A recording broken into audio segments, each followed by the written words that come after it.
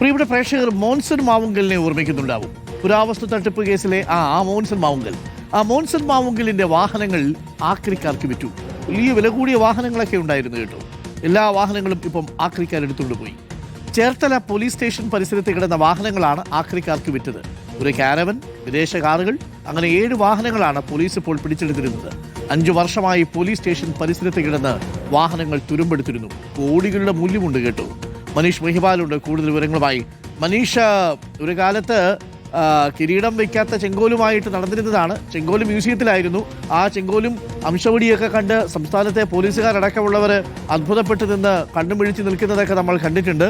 ഇന്നിപ്പോൾ മോൻസൺ മാവുങ്കൽ ഒരു കാലത്ത് സഞ്ചരിച്ചിരുന്ന പ്രതാപമുള്ള വലിയ വാഹനങ്ങളാണ്, വിദേശ വാഹനങ്ങളാണ്. അത് പലതും ഭൂട്ടാനിൽ നിന്നൊക്കെ കടത്തിയതാണെന്ന് തോന്നുന്നു. ഹരിയാനയൊക്കെയാണ് രജിസ്ട്രേഷൻ. ആ വാഹനങ്ങളൊക്കെയാണ് ഇപ്പോൾ ആക്രി കൊണ്ടുപോയിരിക്കുന്നത്. അന്നത്തെ വലിയ കാരവൻ അടക്കമാണ് ഉണ്ടായിരുന്നത് അല്ലേ? ഒരു കാലത്ത് എന്തൊക്കെ വണ്ടികളാണ്, നെക്സയുടെ വണ്ടി, ബെൻസിന്റെ വണ്ടി ഒക്കെ, വില കൂടിയ വാഹനങ്ങളൊക്കെ ആക്രിക്കാർ കൊണ്ടുപോയി ഇല്ലേ? അതെ അരുൺകുമാർ, ലക്ഷങ്ങൾ അല്ലെങ്കിൽ കോടികൾ വിലമതിക്കുന്ന വാഹനങ്ങളാണ് ചേർത്തല പോലീസ് സ്റ്റേഷന്റെ നിയന്ത്രണത്തിൽ കഴിഞ്ഞ 5 വർഷമായി ഉണ്ടായിരുന്നത്. ആ വാഹനങ്ങൾ തുരുമ്പെടുത്തതിനെ തുടർന്നാണ് നിലവിൽ ആഭ്യന്തര വകുപ്പ് മന്ത്രി തന്നെ ഇത്തരത്തിൽ പോലീസ് സ്റ്റേഷനിൽ കെട്ടിക്കിടക്കുന്ന വാഹനങ്ങൾ അത് ലേലത്തിന് കൊടുക്കണമെന്ന നിർദ്ദേശത്തിന്റെ അടിസ്ഥാനത്തിലാണ് ഇത് അടിയന്തരമായി ലേലം ചെയ്ത് ഇപ്പോൾ ഇത് ആക്രി വിൽപ്പനക്കാർക്ക് അത് വിൽപ്പന നടത്തുന്നത്. അതായത് മോൻസൺ മാവുങ്കൽ നിരവധി ക്രിമിനൽ കേസുകളിലെ പ്രതിയാണ്. അയാൾ ഈ ഇത്തരത്തിലുള്ള സ്ക്രാപ്പ്, അതായത് പുരാവസ്തുക്കൾ തട്ടിപ്പ് നടത്തിയ കേസിലും ഒപ്പം തന്നെ പോക്സോ കേസിലും പ്രതിയാണ്. നിലവിൽ ജയിലിൽ കഴിയുകയാണ്. കഴിഞ്ഞ 5 വർഷങ്ങൾക്ക് മുൻപാണ് ഇത്തരത്തിലൊരു കേസുമായി ബന്ധപ്പെട്ട് മോൻസൺ മാവുങ്കലിനെ ചേർത്തലയിൽ വെച്ച് പോലീസ് അറസ്റ്റ് ചെയ്യുന്നത്. മകളുടെ വിവാഹ നിശ്ചയ ചടങ്ങിൽ പങ്കെടുക്കാൻ ചേർത്തലയിൽ എത്തിയപ്പോഴായിരുന്നു ക്രൈംബ്രാഞ്ച് മോൻസനെ പിടികൂടിയത്. അതിനുശേഷം പിന്നീട് പലതവണ ഇത് ലേലം ചെയ്യാൻ ശ്രമിച്ചു. കഴിഞ്ഞ വർഷവും ലേലം ചെയ്യാൻ ശ്രമിച്ചു. കഴിഞ്ഞ വർഷം ലേലം ചെയ്യാൻ ശ്രമിച്ചപ്പോൾ അത് നടന്നില്ല.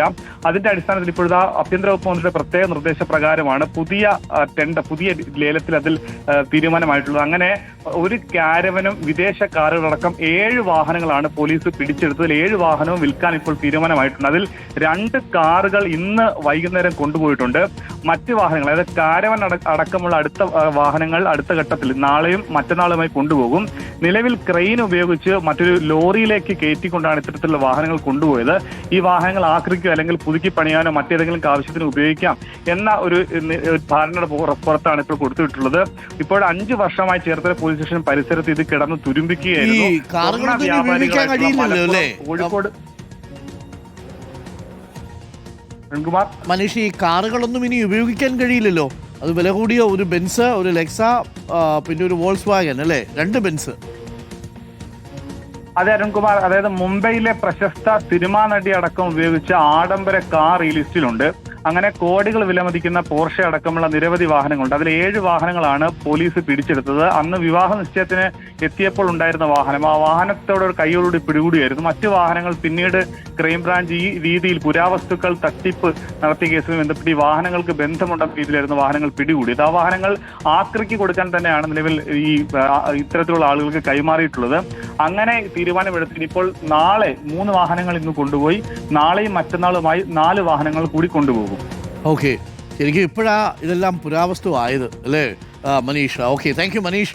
പ്രിയപ്പെട്ട പ്രേക്ഷകർ, ഒരു കാലത്ത് മോൻസൺ മാവുങ്കൽ രാജകീയമായിട്ട് ഉപയോഗിച്ചുകൊണ്ടിരുന്ന വാഹനങ്ങളാണ് ഈ കിടക്കുന്നത്. ശരിക്കും പറഞ്ഞാൽ അത് കണ്ടാൽ ഹൃദയം പൊടിയും അല്ലേ? എത്ര കോടിയുടെ വിലയുള്ള വാഹനങ്ങളാണ് ആ പുല്ലിൽ ആരും നോക്കാതെ അല്ലേ 5 വർഷമായിട്ട് മഴയും വെയിലും ഒക്കെ ഏറ്റ് കിടന്നത് അല്ലേ?